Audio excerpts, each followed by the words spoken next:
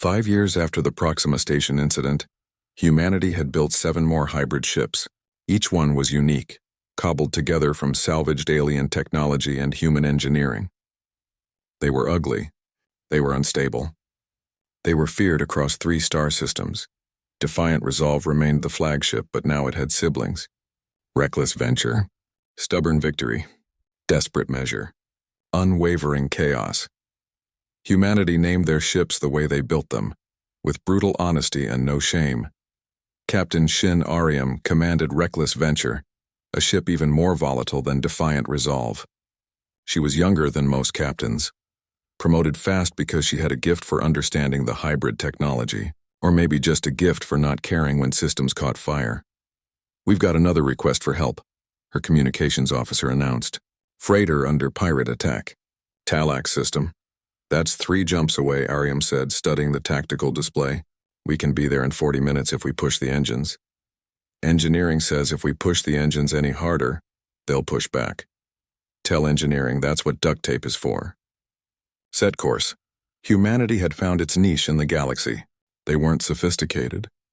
They weren't elegant, but they showed up. When pirates attacked, when raiders came, when something needed defending, human ships appeared. They fought dirty. They took damage that would destroy other vessels.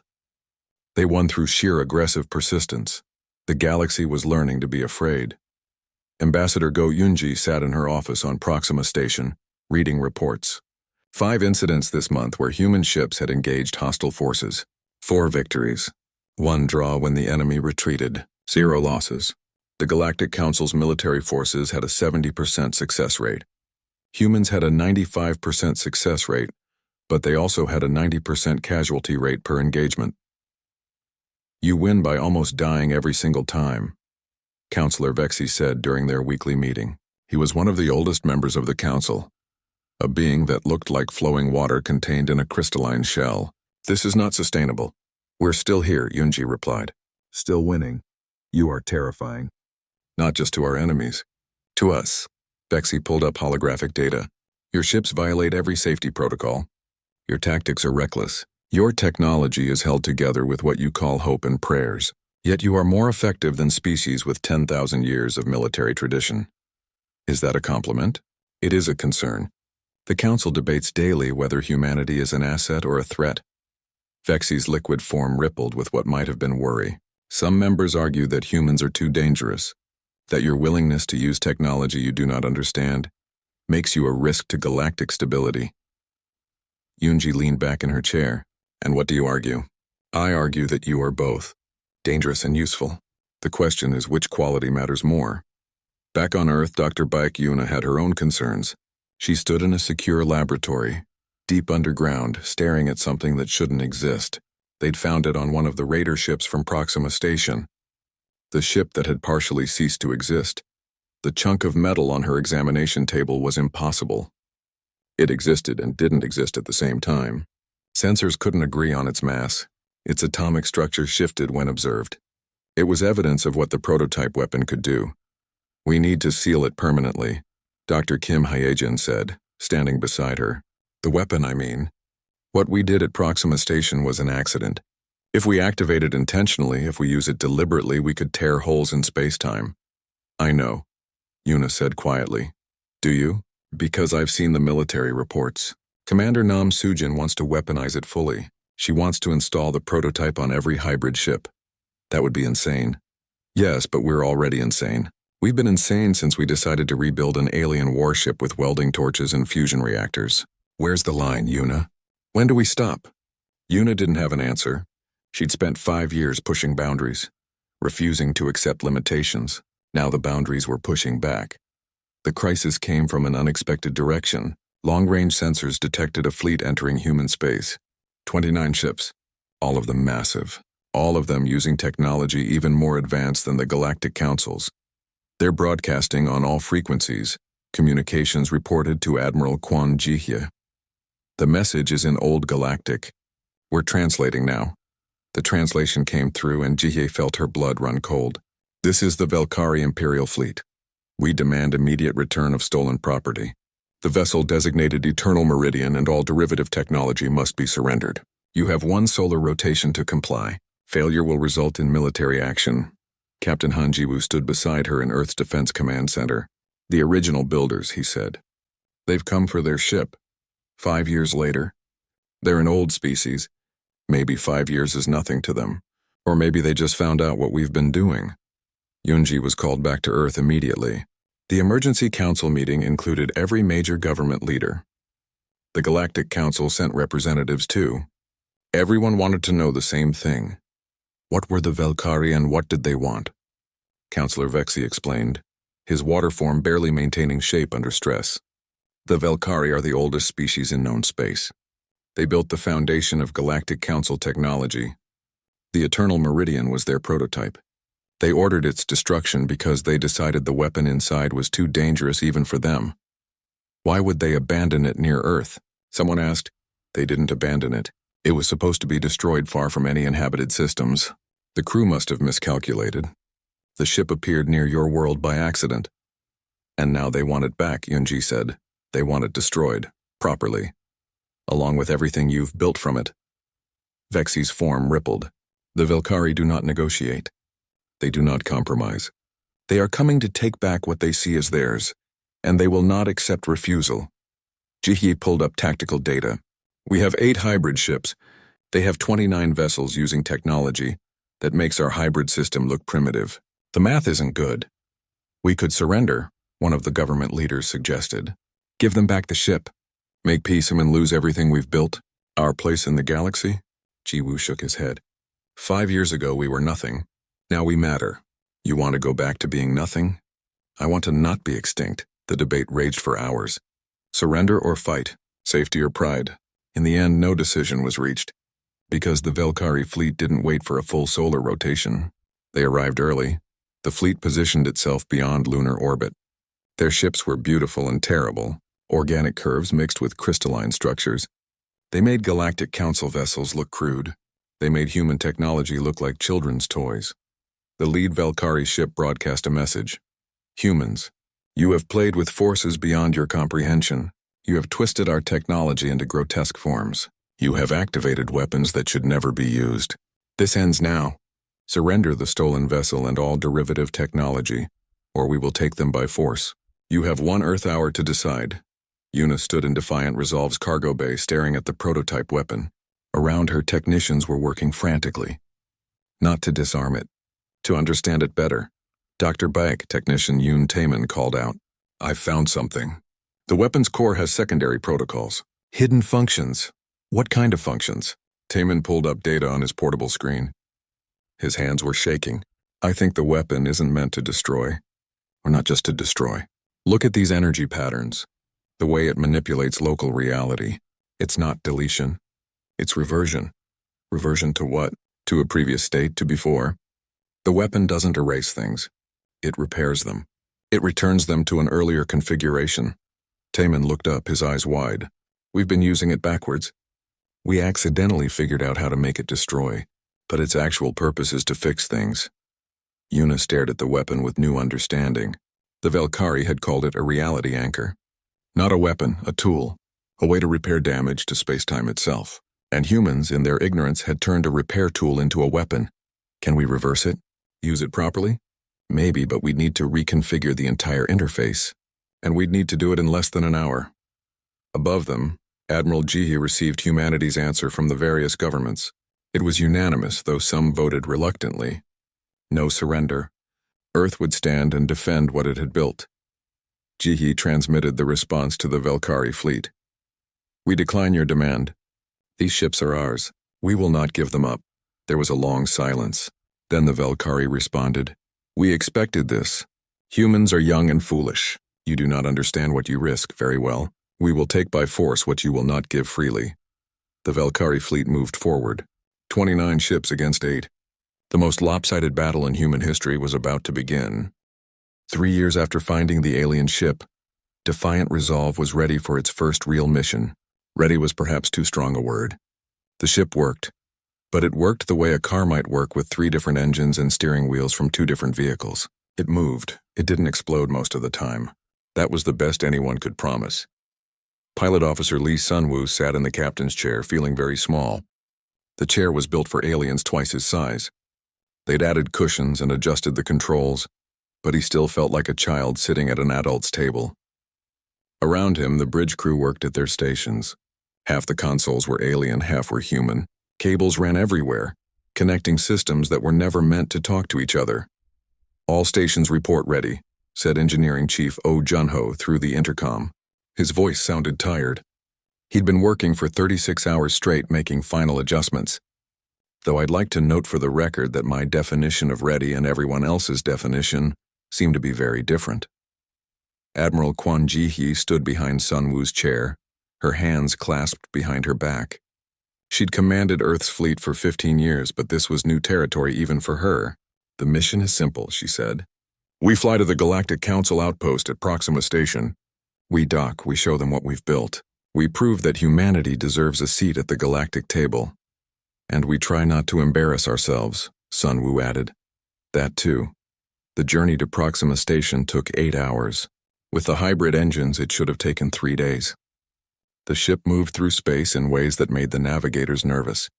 It didn't just travel faster than light, it seemed to skip through space, jumping from point to point like a stone across water. "This shouldn't work," Sun Wu muttered, watching the navigation display. "The mathematics don't make sense." "Stop trying to understand it and just fly the ship," Junho said over the intercom. Proxima Station appeared on their screens. It was beautiful. A massive structure of flowing silver metal and crystal domes. Ships came and went, all of them elegant and graceful. Alien designs that looked like art as much as engineering. Then there was Defiant Resolve, gray and blocky. Human steel plates welded over alien curves. Visible repair welds. Exposed conduits. It looked like it had been built in someone's garage.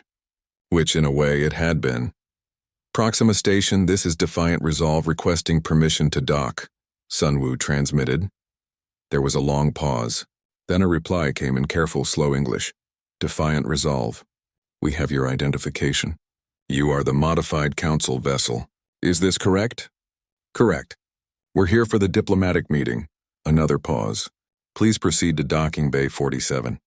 And please engage all safety protocols. Multiple safety protocols." They docked without incident, though Junho reported that the docking clamps had to be adjusted 3 times because the ship's dimensions no longer matched the original specifications. The diplomatic team disembarked first. Ambassador Go Yunji led the way, wearing her best formal uniform. Behind her came Admiral Ji-hee, Captain Han Ji-woo, and Dr. Baek Yuna. The Galactic Council representatives were waiting in a large conference room. There were 5 of them, each from a different species. They all stared at the humans with expressions that ranged from confusion to horror.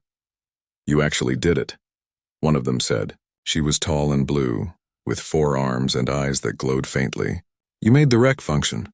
"We did," Yunji replied, smiling. "We're quite proud of what we've accomplished." "Proud?" Another alien, this one covered in scales, leaned forward. "You have committed acts of technological vandalism. The systems we spent millennia perfecting, you have replaced with crude approximations. The elegant solutions you have buried under layers of primitive machinery." Yuna bristled. "It wasn't elegant when it was dead. We made it work. You made it barely work. You have created a dangerous hybrid that violates every principle of proper engineering. The power fluctuations we're detecting could cause catastrophic failures. Your ship is a disaster waiting to happen." "But it's our disaster," Ji-woo said quietly. Before anyone could respond, alarms blared throughout the station. Red lights flashed. An automated voice announced in multiple languages, "Station under attack. All ships engage defensive protocols." The conference room's windows showed space outside.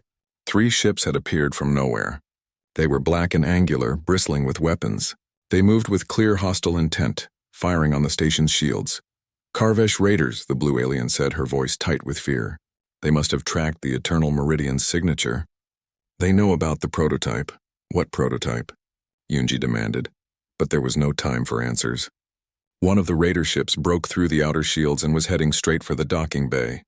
Straight for Defiant Resolve. Sun Wu was still on the bridge when the call came. "All crew combat stations." "This is not a drill." His hands moved before his mind caught up. Training took over. He'd flown combat simulations 1,000 times. Never real combat. Never in a ship that might explode if he pushed it too hard. But there was no choice now. Defiant Resolve undocked so fast it tore away 2 docking clamps. Junyo was screaming over the intercom about structural damage, but Sunwoo ignored him. The raider ship was right there, firing energy weapons that tore through space. Human instinct said to dodge, to evade, to run.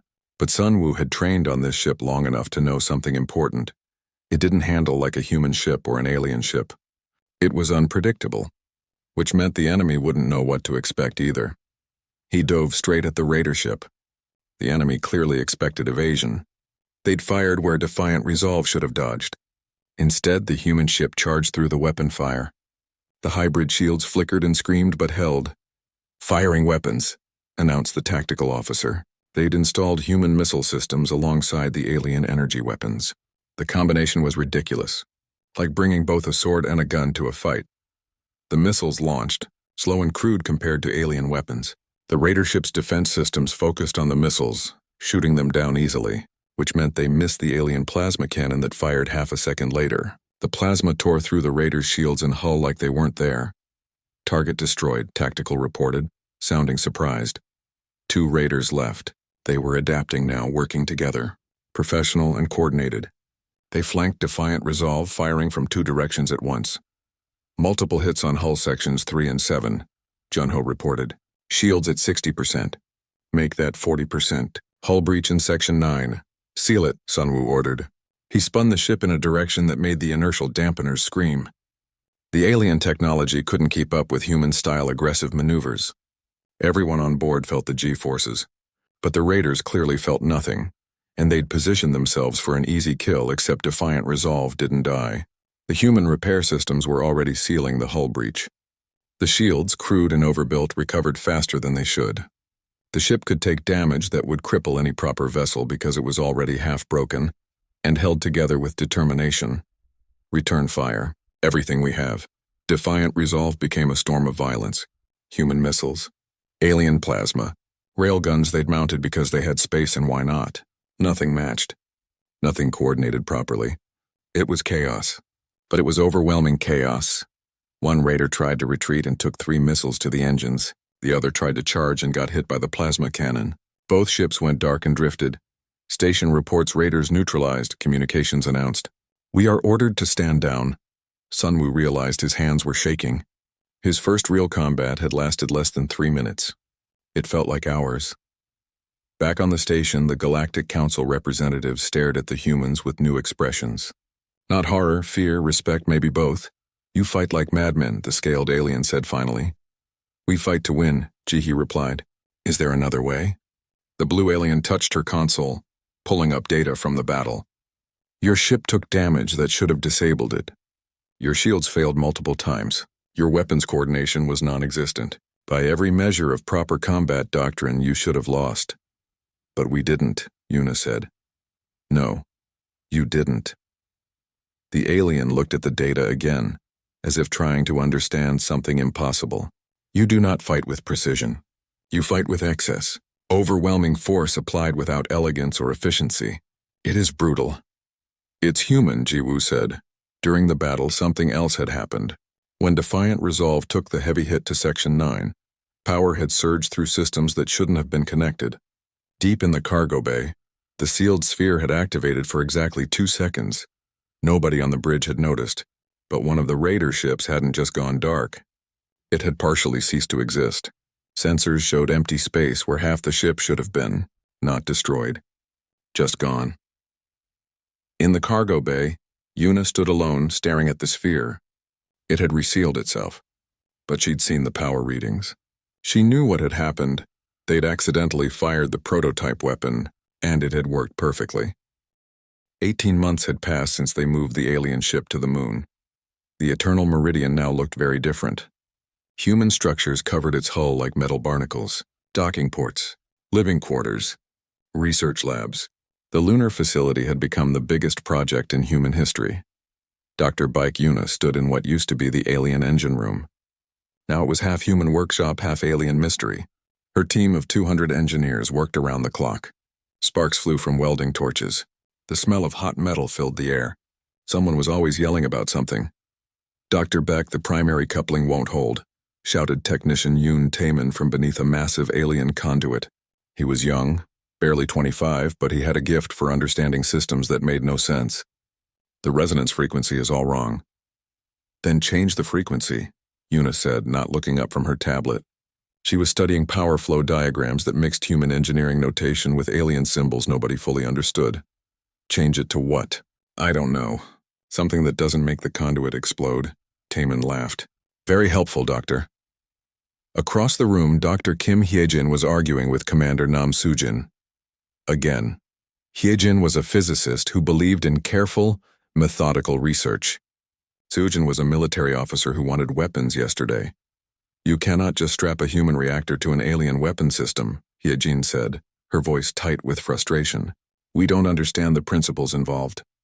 We could cause a catastrophic failure. We've been saying that for 18 months, Sujin replied. And yet here we are making progress. Progress? We've had 15 explosions, 3 fires, and 1 incident that created a gravitational anomaly that lasted for 6 hours. But no deaths. That's progress. Una walked over before they could start shouting. How's the weapons research going? Hyejin threw up her hands. It's not research. It's vandalism. The alien weapons use controlled singularities as power sources. Tiny black holes contained in quantum fields. The containment systems are destroyed completely. We can't repair them. So we don't repair them, Una said. We replace them. Replace them with what? We don't have quantum containment technology. No, but we have magnetic bottles. We have fusion containment. We have things that hold really hot plasma in place. Una pulled up a design on her tablet. What if we don't power the weapons the way the aliens did? What if we just pump enough raw energy into them that they work anyway? Hyejin stared at the design. That's insane. The efficiency would be terrible. You'd need 10 times the power input for the same output. Do we care about efficiency? Sujin asked. The aliens cared about efficiency because they had standards, Hyejin said. This is like replacing a precision laser with a hammer. Hammers work, Una said. Over the next 3 months, they learned more through accidents than through planning. Taemin discovered that certain alien control systems would interface with human computers if you basically tricked them into thinking the human system was a very stupid alien system. It shouldn't have worked. But it did. They gutted entire sections of the ship, removing alien technology they couldn't understand or repair. In its place went human fusion reactors, human power cables, human control systems. The ship started to look like a monster made from spare parts. The Galactic Council would be horrified, Captain Han Ji-woo said during one of his weekly inspections. He walked through the modified corridors, touching walls that were now half alien metal and half human steel plates. Let them be horrified, Una replied. They abandoned this ship because they couldn't fix it their way. We're fixing it our way. Are we fixing it or are we building something new? Does it matter? Ji-woo didn't have an answer for that. The breakthrough came on a Tuesday morning. Taemin was working on what they thought was a secondary power system. He connected a human diagnostic computer to an alien interface, trying to understand the power flow. The moment he activated the scan, something woke up. Lights flickered throughout the ship. Not the human lights, alien lights. Panels that had been dark for 2 years suddenly glowed with soft blue symbols. An alarm sounded, not loud but persistent. What did you do? Una ran to Taemin's station. I don't know. I just ran a basic power diagnostic and the alien symbols on the wall started moving, changing. A holographic display appeared in the center of the room, showing a 3-dimensional map of the ship. One section was highlighted in red. Deep in the lower decks, a place they hadn't fully explored yet. That's the cargo bay, Ji-woo said, checking his own map.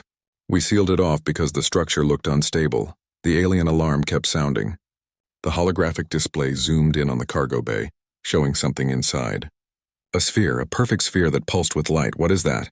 Sujin asked. They opened the cargo bay door carefully. The room beyond was huge, designed to carry something massive. But there was only one object inside. The sphere from the hologram. It was 3 meters across, floating in the center of the room without any visible support. Its surface looked like liquid metal, constantly shifting and flowing. Minho scanned it with every instrument they had.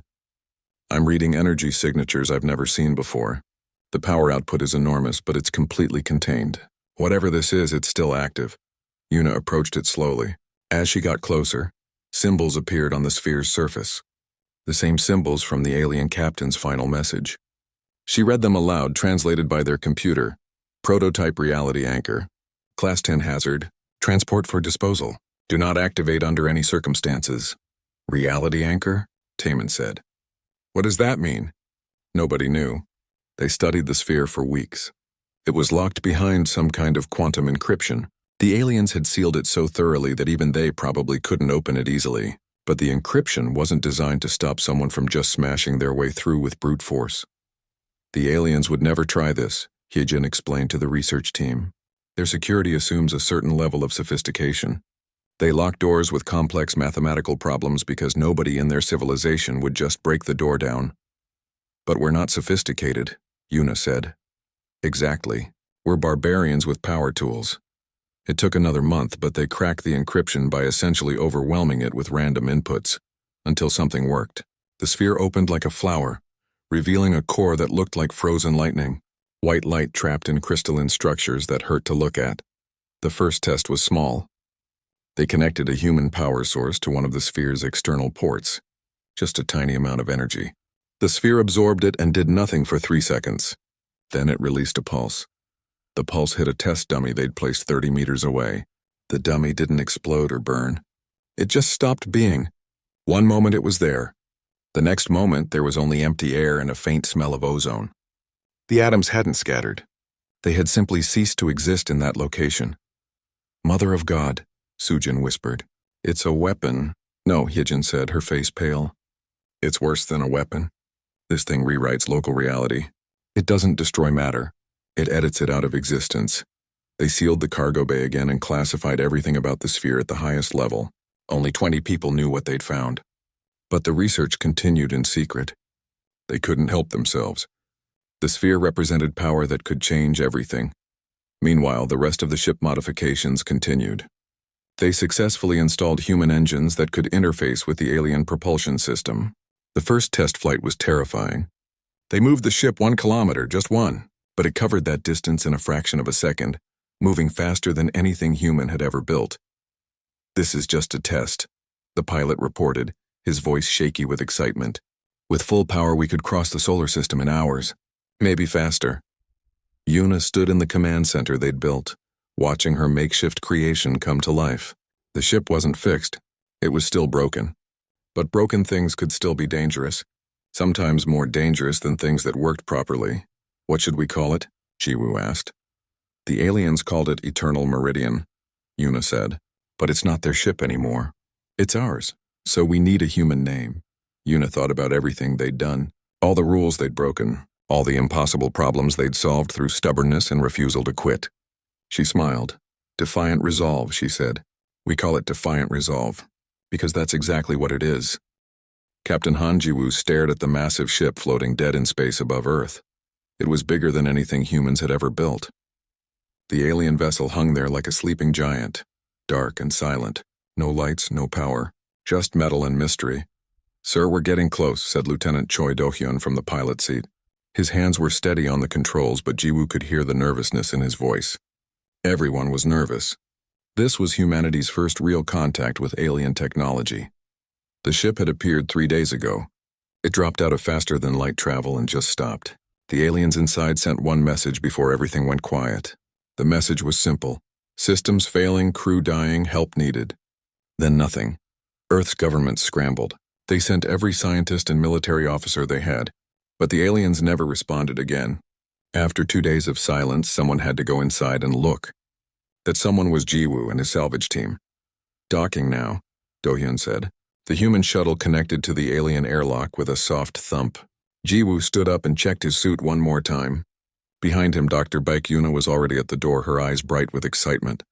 Finally, she said. Do you know what we might find in there? Dead aliens, probably, Do-hyun muttered. Yuna shot him a look. Dead aliens who built a ship that can cross the galaxy. Try to have some imagination. The airlock opened. The inside of the alien ship was cold and dark. Jiwoo turned on his helmet light and stepped through. The corridor was huge, built for beings much taller than humans. Strange symbols covered the walls. The air smelled metallic and wrong. They found the first body 10 meters in. It was tall and thin with too many joints in its arms. Its skin was gray and smooth, Dr. Park Minho, their xenobiologist, knelt beside it with his scanner. Dead for at least 48 hours, Minho said. The atmosphere is still breathable, but barely. Something shut down their life support. They moved deeper into the ship. More bodies. Dozens of them, all dead. Some were at their stations, hands still on controls that no longer worked. Others had died trying to reach escape pods that never launched. Yuna stopped at a console and pulled out her portable computer. She connected cables to the alien system and waited. Nothing happened. She tried again. Still nothing. It's completely dead, she said, but she didn't sound disappointed. She sounded fascinated. Whatever killed this ship didn't just turn it off. It destroyed something fundamental. They reached the bridge. The command center was enormous, with stations for at least 30 crew members. At the center was what looked like a captain's chair. In it sat an alien who looked different from the others. Taller, more decorated uniform. On the main screen, frozen in place, was a message in symbols they couldn't read. But beneath it was a translation in dozens of languages. Someone had programmed the ship to reach out to anyone who might find it. Jiwoo read the words aloud. To whoever discovers the eternal meridian, our quantum core has collapsed. Cascading failure in all primary systems. We are Galactic Council Vessel Transport 774. Our mission was disposal of dangerous prototype. Mission failed. We are sorry. Do not attempt to restart the core. The mathematics are broken. Only full council technology can repair. We recommend complete salvage destruction. Disposal mission, Do-hyun asked. They were throwing something away. Minho was scanning the alien captain's body. This is interesting. Their biology shows signs of extreme stress. Whatever happened, it happened fast and it was painful. Yuna wasn't listening. She was moving from console to console, her scanner working overtime. This is incredible. The technology here is centuries ahead of us. Maybe thousands of years. Look at this power relay. It's using principles we don't even have names for. Can we fix it? Jiwoo asked. Fix it? No, not even close. Yuna smiled. But maybe we don't need to fix it. Maybe we just need to work around it. They spent 6 hours mapping the ship. It was massive. Weapon systems that used compressed singularities. Engines that bent space itself. Life support that could recycle air for centuries, and all of it was dead. Killed by something called a quantum resonance collapse. When they returned to Earth, Jiwoo filed his report. The alien ship was a treasure, but a broken one. Every nation wanted it. Every scientist demanded access. The arguments lasted for weeks. Then the Galactic Council made contact. Real contact. Ships appeared at the edge of the solar system. They sent a delegation.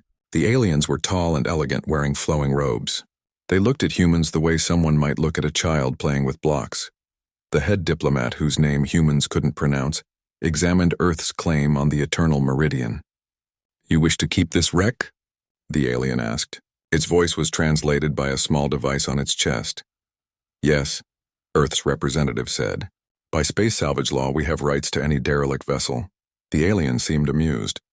You are welcome to it. The ship is worthless. The core cannot be repaired.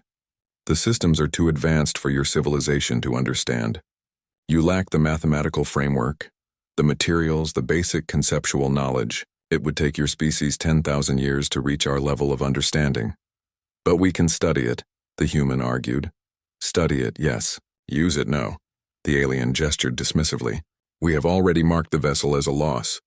It would cost more to properly dispose of it than it is worth. If you wish to waste resources on a broken toy, that is your choice. We do not object, the aliens left. They took their living crew from other council ships and departed Earth's system.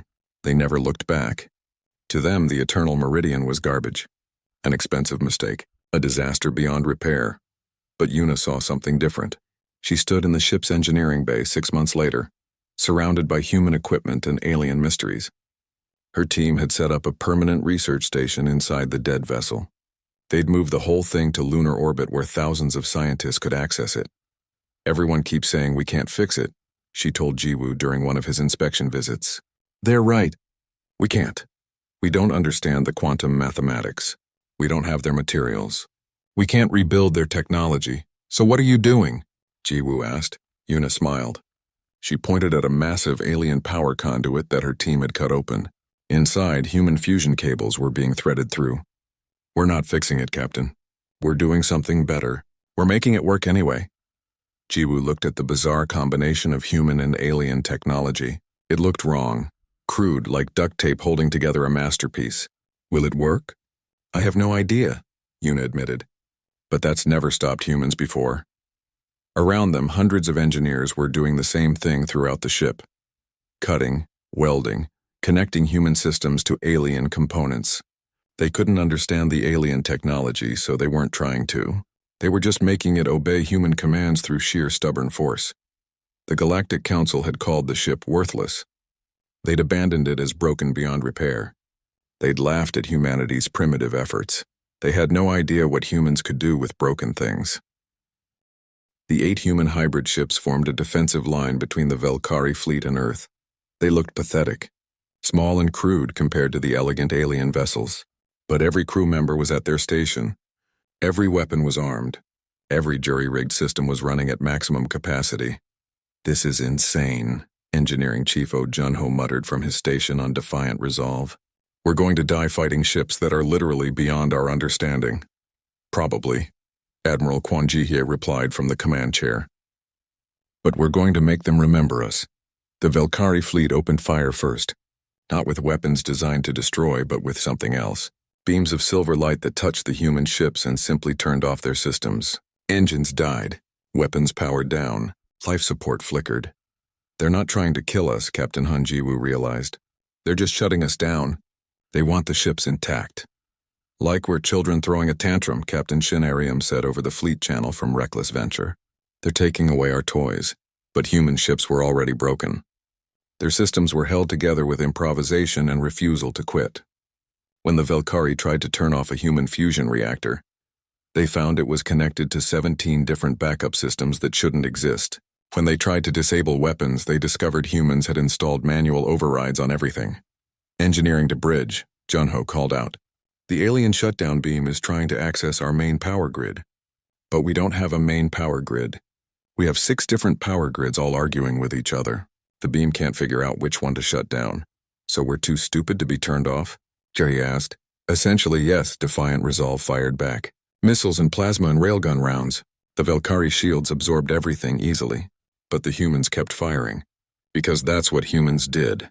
They kept trying even when it was hopeless. Deep in the cargo bay, Dr. Baek Yuna was still working. Technician Yoon Taemin beside her. They'd been reconfiguring the prototype weapon for 53 minutes. 7 minutes left before the Velkari lost patience. The core is responding, Taemin said, his voice tight with concentration. I'm reversing the polarity, changing the resonance frequency. If this works, the weapon will repair instead of destroy. And if it doesn't work, then we probably erase Earth from existence. But at least we'll go out trying something interesting. Above them, the battle continued. The Velkari were growing frustrated. Their shutdown beams weren't working. The human ships kept fighting despite taking damage that should have disabled them. It was like trying to stop a swarm of angry bees with a newspaper. You could hit them, but they just kept coming. New contacts, the sensor officer announced. Galactic Council fleet arriving. 50 ships. Counselor Vexy's voice came over the communication channel. Humans, we are here to help. Not because we approve of what you've done, but because we cannot allow the Velkari to attack a Council-affiliated species. We're affiliated now? Chihi asked. As of 3 minutes ago, yes. The Council voted barely.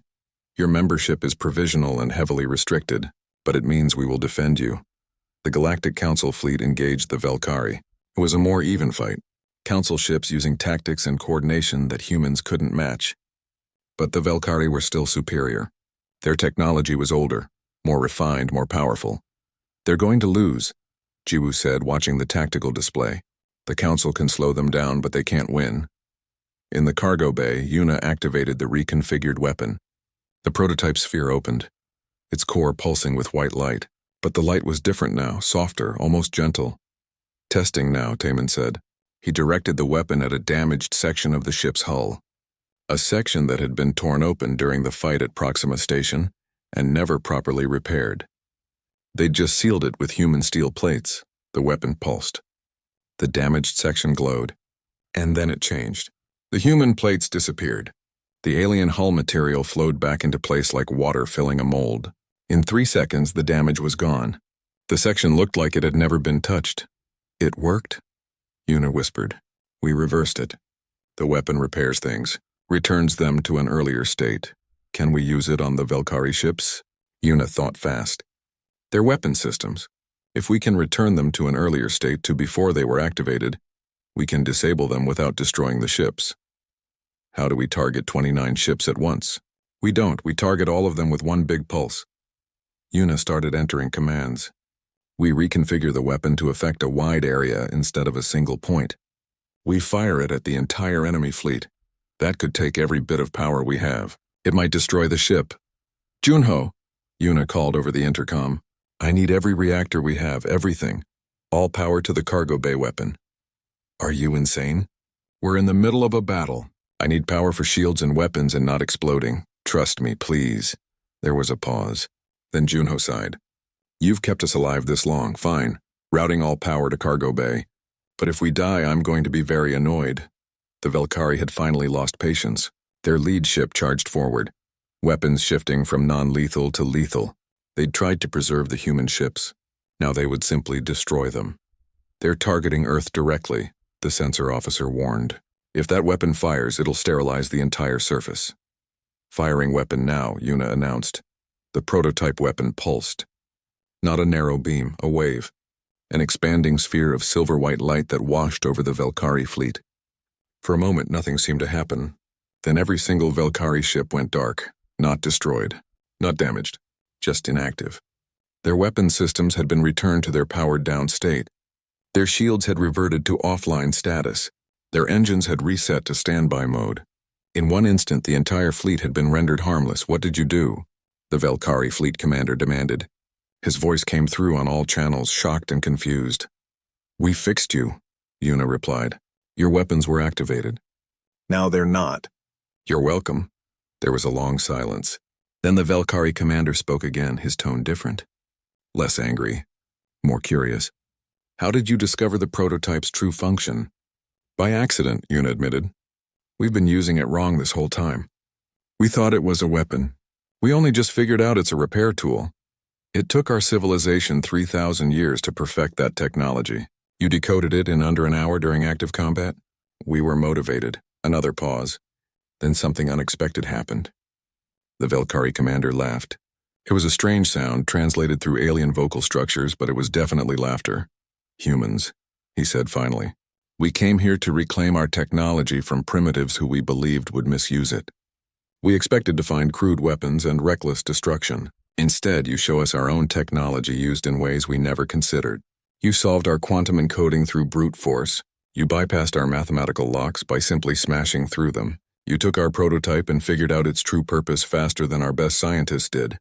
So you're not going to destroy us? Chahi asked carefully. Destroy you? No. You are far too interesting to destroy. The Velkari fleet began powering their systems back up slowly, showing they meant no threat. We came to take back our technology, but I see now that it is no longer our technology. You have made it yours. You have transformed it into something new, something crude and ugly and somehow more effective than the original. Captain Shinarium spoke up from Reckless Venture. So we can keep the ships? Keep them, use them. Try not to accidentally destroy the galaxy. The Velkari commander's tone became serious. But understand this, you are playing with forces you only partially understand. Today you discovered the true purpose of our prototype. Tomorrow you might activate something that cannot be reversed. Your boldness is impressive. It is also terrifying. Ambassador Go Yunji entered the communication channel. We understand the risks. We're learning as fast as we can. Then learn faster. Because the galaxy is watching you now. Some species see humanity as allies. Others see you as threats. Your hybrid ships have won battles against enemies that should have destroyed you. You fight without elegance or precision, but you fight with something we lack. Determination, stubbornness, refusal to accept defeat. Is that good or bad? Jiwoo asked. It is human, and that is enough. The Velkari fleet departed, but before they left, their commander sent one final message to Yuna personally. Dr. Beck, you solved in 1 hour what took us millennia. Not because you are smarter, because you think differently. You do not seek elegant solutions. You seek working solutions. That is humanity's gift and humanity's danger. Over the following weeks, a treaty was negotiated. The Velkari would not reclaim their technology. Instead, they would establish a joint oversight committee. Humans could continue building hybrid ships, but only under observation. They could use the prototype weapon, but only with approval. They could explore alien technology, but with guidance. It wasn't perfect, but it was progress. Yuna stood on the observation deck of Defiant Resolve, looking out at Earth below. Beside her, Jiwoo watched the planet in silence. "We took something broken and made it work," Yuna said quietly. "Is that humanity's story? Finding broken things and refusing to accept they're beyond repair?"